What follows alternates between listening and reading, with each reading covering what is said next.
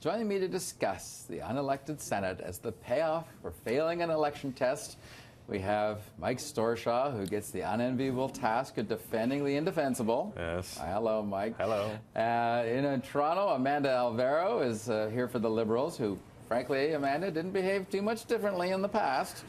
And we're joined for the first time by Robin McLaughlin for the NDP, whose party wants to abolish patronage heaven anyway.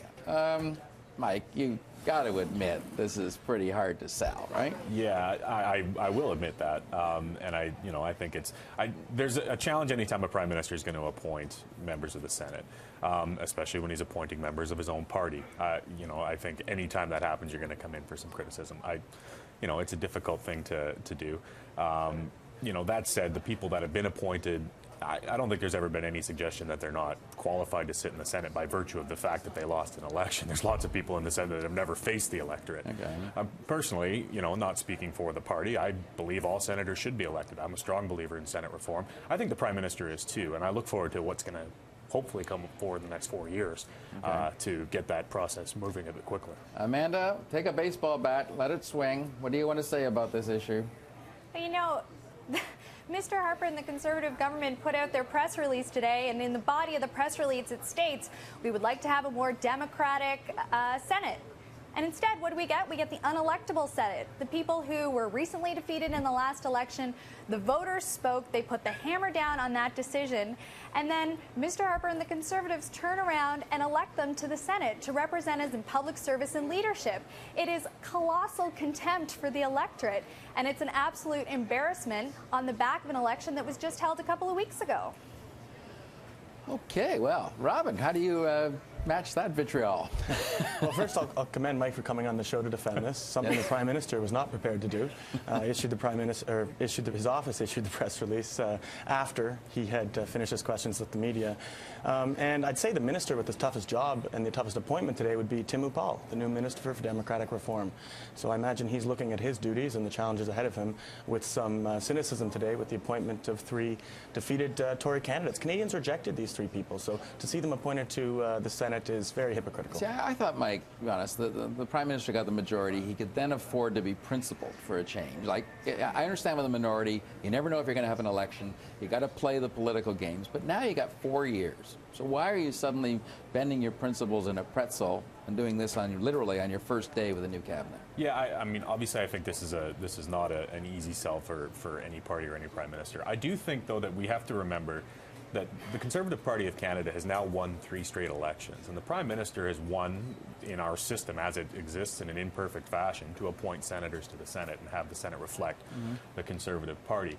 I think we need to kickstart that process of reform more quickly. I would like to see it move more quickly. As you point out, he does have 4 years to do that in a less constrained fashion than you would have within a minority parliament. And I do believe that the Prime Minister wants to move forward on that more quickly.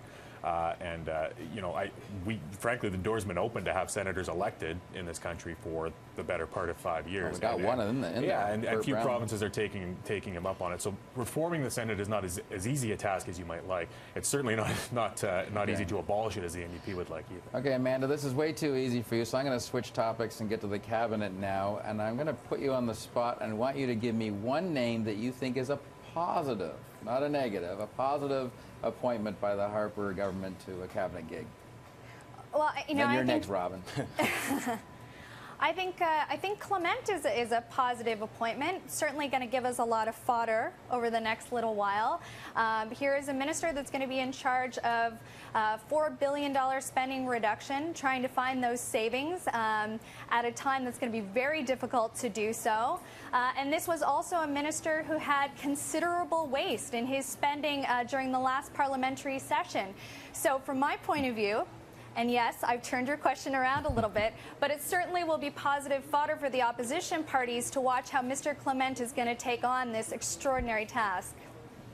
Oh, you're so sneaky, Amanda. That was a way of turning it around. All right, Robin. Look, I'm happy to talk positively about this, but first I've got to respond to Minister Clement as the Minister of Austerity. I mean, here this is the man that oversaw the $1 billion. I think she was being boondoggle. sarcastic. I did catch that, but I'm going to take this opportunity. Okay. But this, yes, how do we trust the government that it's going to proceed with austerity? We've got a minister here who's responsible for a $1 billion boondoggle in Toronto, and he's now responsible for bringing the books back to balancing the books at a time frame that's still unclear at this time. But positively, well, first I'll say I'm pleased to see the government acknowledge that it has not been up to par on the world stage, and right. Moving Minister Baird to Foreign Affairs, I think is signaling that things like the failed attempt for the Security Council seat at the UN, the government's recognizing that and is putting someone that's been a capable performer for the government. Is there? I'm going to twist it. Who's a negative in this appointment list?